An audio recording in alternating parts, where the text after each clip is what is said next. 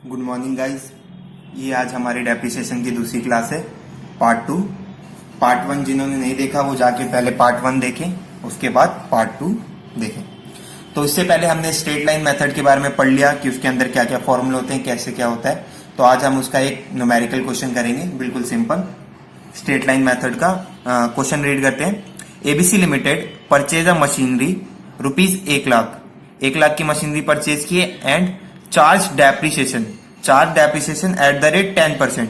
Depreciation का rate कितना दे रखा है? At the rate 10% per annum. They close their books at the end of calendar year. वो अपनी बुक कैसे क्लोज करते हैं? कैलेंडर ईयर पे। You are required to prepare the machinery account. हमें क्या बनाना है? मशीनरी अकाउंट बनाना है फॉर 3 ईयर्स। कितने सालों के लिए? 3 सालों के लिए। तो इसका आंसर करते हैं हम। सबसे पहले हमें जो जो चीजें गिवन है हम वो लिखते हैं। मशीनरी हमने कितने की परचेज की है? 1 लाख की। तो ओरिजिनल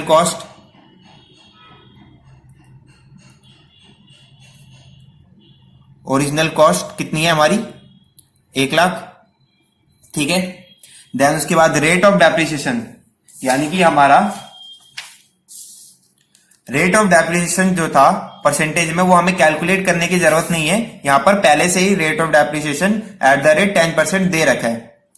तो हम सीधा लिख सकते हैं रेट ऑफ डेप। मैं शॉर्ट फॉर्म यूज कर रहा हूं, लेकिन आप लोग शॉर्ट फॉर्म यूज मत करना। कितने परसेंट दे रखा है? At the rate 10% per annum, यानी कि per year.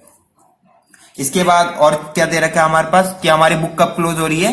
Calendar year, every year of calendar. जैसे कैलेंडर यानी कि जनवरी से लेके दिसंबर तक। फाइनेंशियल होता है हमारा 1 अप्रैल से 31 मार्च। तो ये कैलेंडर ईयर है, इस बात का ध्यान देंगे। इसमें डेट नहीं है, लेकिन अगर जहां पर डेट होती है वहां पर इसका बहुत बड़ा रोल हो जाता है।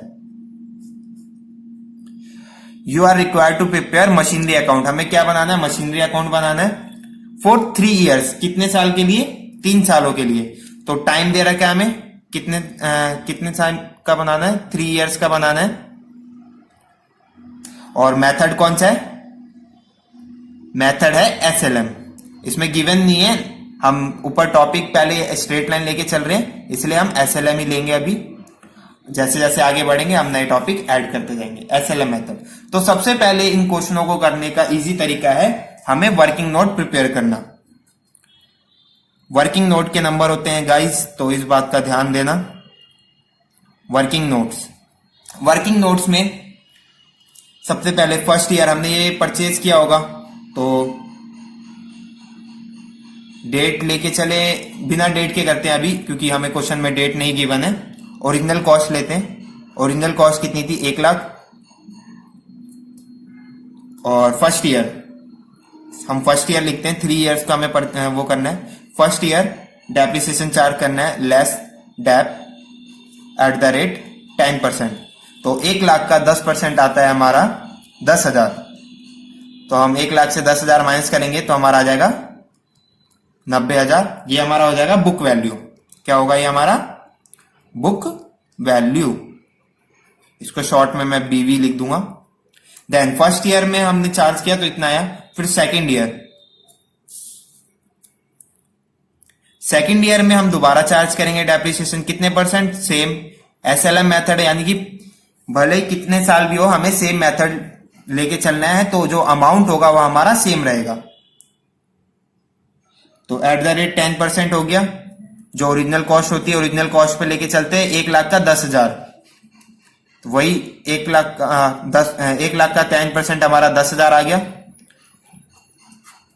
बुक वैल्यू आ गई हमारी 80,000 बीवी। देन थर्ड ईयर, इसके बाद आता है हमारा थर्ड ईयर में भी डेप्रिसिएशन है। डेप्रिसिएशन एट द रेट 10% हम चार्ज करेंगे, 10,000 आएगा। और ये हो जाएगा हमारा 70,000। ये भी हमारा क्या हो जाएगा? Book value. क्या हो जाएगी? बुक वैल्यू बीवी।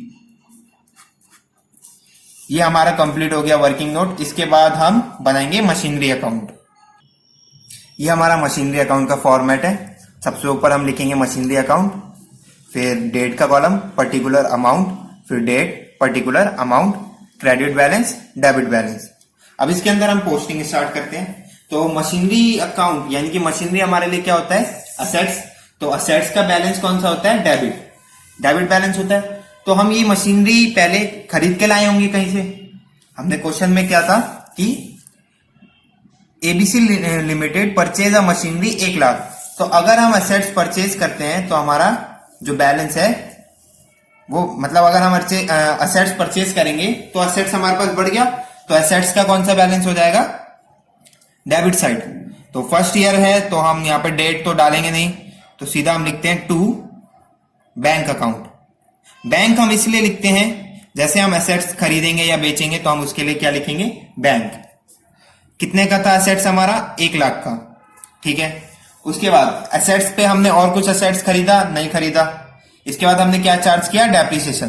तो डेप्रिसिएशन एक तरीके से असेट्स के लिए नुकसान हुआ, लॉस, इसलिए वो कौन से बैलेंस में आएगा, क्रेडिट बैलेंस। ये हम लिख देते हैं फर्स्ट ईयर, यहां पे लिख देते हैं कि फर्स्ट ईयर हमने जब डेप्रिसिएशन चार्ज किया था, तो बाय डेप अकाउंट डेप्रिसिएशन, आप यहां पर पूरा लिखना। तो 1 लाख का हमने डेप्रिसिएशन पहले साल कितना चार्ज किया था, 10,000। तो हम यहां पर कितना लिखेंगे, 10,000, ठीक है। और कुछ हमने चार्ज किया इस साल, नहीं, तो हम इसकी बैलेंसिंग कर देंगे। 1 लाख और इस साइड भी 1 लाख आ जाएगा। 1 लाख में से 10,000 घट गया तो फिर क्या आएगा, 90,000। ये 90,000 क्या बच जाएगा, बाय बैलेंस सीडी, यानी कि बचा हुआ बैलेंस। इसके बाद जो हमारा बैलेंस सीडी होता है वो अगले साल हमारा बैलेंस बीडी बन जाएगा, सेकंड ईयर। तो हम यहां पर सेकंड ईयर लिख देते हैं। तो टू बैलेंस बीडी कितना था, 90,000, ठीक है। अब सेकंड ईयर में हमने कोई मशीनरी परचेज की, नहीं। सेकंड ईयर में डेप्रिसिएशन चार्ज किया हमने सीधा, तो हम यहां पर सेकंड ईयर लिखेंगे। और डेप्रिसिएशन कितना चार्ज किया था सेकंड ईयर हमने, सेकंड ईयर भी 10,000 किया था, क्योंकि सेम मेथड है। तो सेकंड ईयर भी आएगा बाय डेप अकाउंट, अमाउंट आएगा सेम 10,000, और फिर सेम बाय बैलेंस सीडी। इस बार 90 और 10, 90 में से 10 जाएगा तो आ जाएगा 80। तो बैलेंस सीडी हमारा कितना आ गया, 80,000।